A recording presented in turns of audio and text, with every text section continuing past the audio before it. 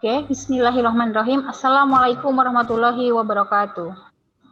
Waalaikumsalam warahmatullahi wabarakatuh. Waalaikumsalam Terima wabarakatuh. kasih untuk hari ini. Saya cek dulu, sudah ada 16 anak ya.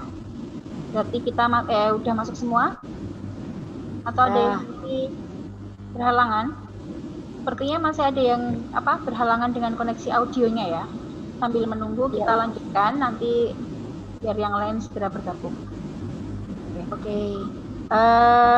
Untuk hari ini kita akan belajar tentang turunan fungsi trigonometri begitu ya. Setelah kemarin kita belajar tentang limit trigonometri, maka kita akan melanjutkan ke turunan fungsi trigonometri. Nah, kenapa kita mempelajari ini?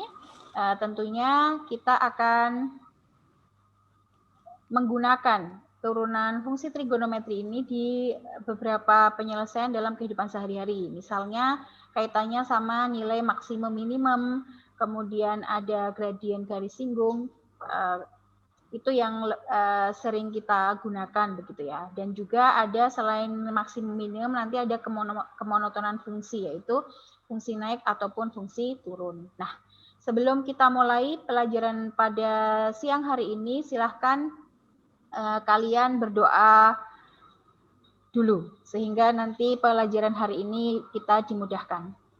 Berdoa mulai. Bismillahirrahmanirrahim. Fungsi trigonometri. Tentunya kalian sebelumnya sudah belajar yang namanya turunan fungsi aljabar, betul? Ya, masih ada yang ingat tentang definisi dari turunan? Masih. Apa itu? Kenapa? Apakah ada hubungannya sama limit ya? Ada. Apa hubungannya? Ada baiknya saya mereview sebentar begitu ya, kaitannya sama itu.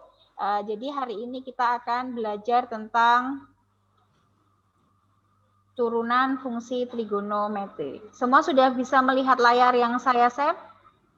Oke. Kita mengingat kembali, tadi kalian sudah sampaikan bahwa untuk turunan fungsi trigonometri itu kita perlu mengingat materi tentang turunan fungsi aljabar. Dulu kalau ada fx sama dengan 2x pangkat 3, maka f aksen x sama dengan 6x kuadrat, begitu ya. Nah, belum kita punya rumus dasar ini, ada yang namanya definisi nih. Definisinya apa? Definisi turunan. Kalau misalnya Kak, saya punya f aksen x itu adalah turunan pertama dari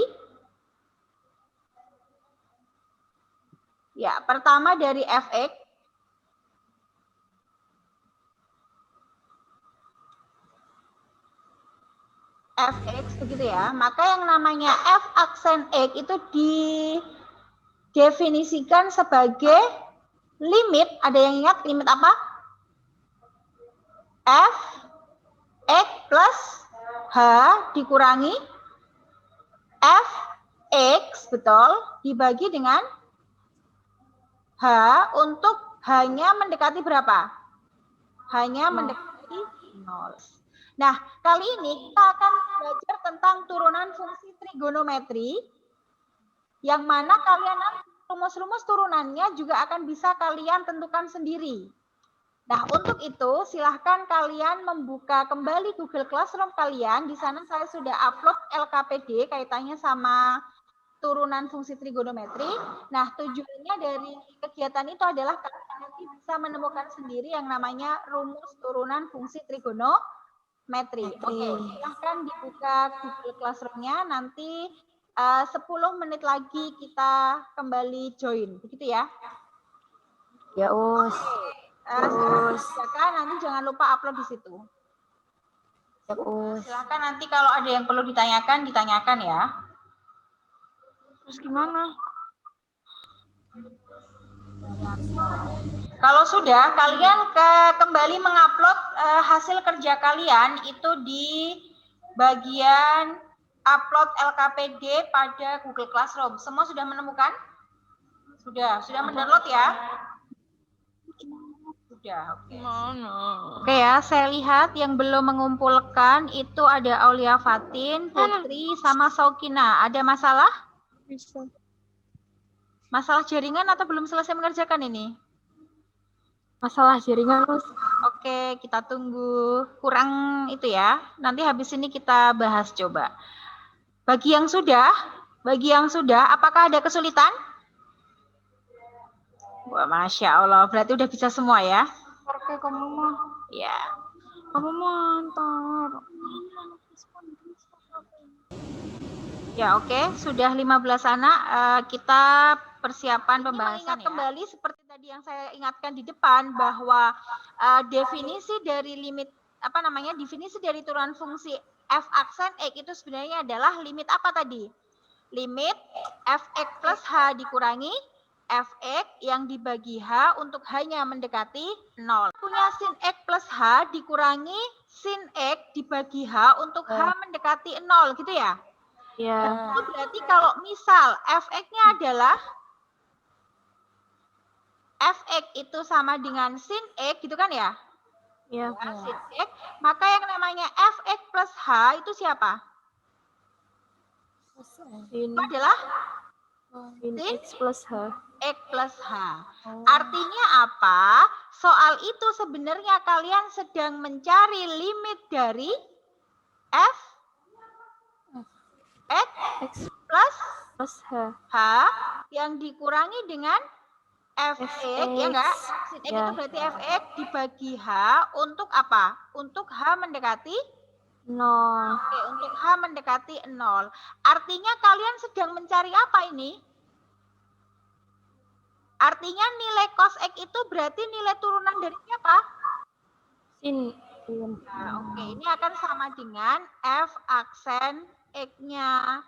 Berarti kita simpulkan kalau kita punya Fx itu sama dengan apa tadi? Sin X, begitu ya? Iya. Oke, berarti turunannya apa? Turunan pertamanya F aksen X, dia akan sama dengan apa? Cos X. Begitu? Ada pertanyaan? Nah, tentunya kalian bisa mencari sendiri ternyata turunan dari fungsi sinus. Maka ketika kalian punya fx sama dengan cos X, nanti f aksen X-nya siapa? Negatif sin X. Ada pertanyaan sampai sini? Tidak. Oke, jadi kita punya berapa rumus? Kalian sudah punya berapa rumus turunan? 2. Nah, padahal kalian kalau rumus trigonometri itu punya berapa rumus? Hanya, gitu ya? Hanya.